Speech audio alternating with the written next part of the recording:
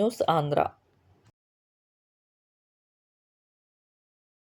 అయితే ఆగేది కాదు. సర్వేపల్లి ప్రజల్లో నాన్నపై ఉన్న అభిమానం. శ్రీమతి కాకాని పూజిత.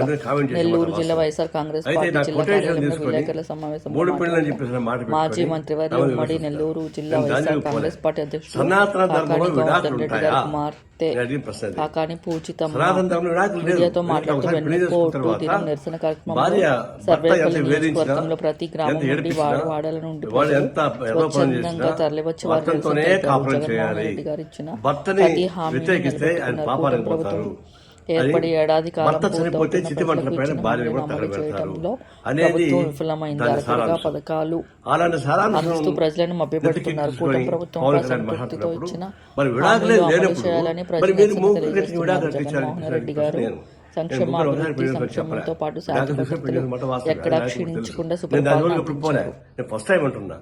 సనాతన ధర్మంలో విడాకులు లేనప్పుడు మరి మీకెందుకు అది వర్తిస్తుంది అన్న దాని మీద ఊరికి నా మీద మాట్లాడుతున్నారు. ఇప్పుడు మనం చెప్తున్నాను, అది అరాచకమైనటువంటి సనాతన ధర్మం. అది ఆ ధర్మ వ్యవస్థ మొత్తం వెనక్కి తీసుకెళ్లేటువంటి క్రూరమైనటువంటి చర్య అది. అలాంటి క్రూరమైనటువంటి ఫిలాసఫీని ప్రచారం చేయడం అనేది చాలా ఘోరమైనది.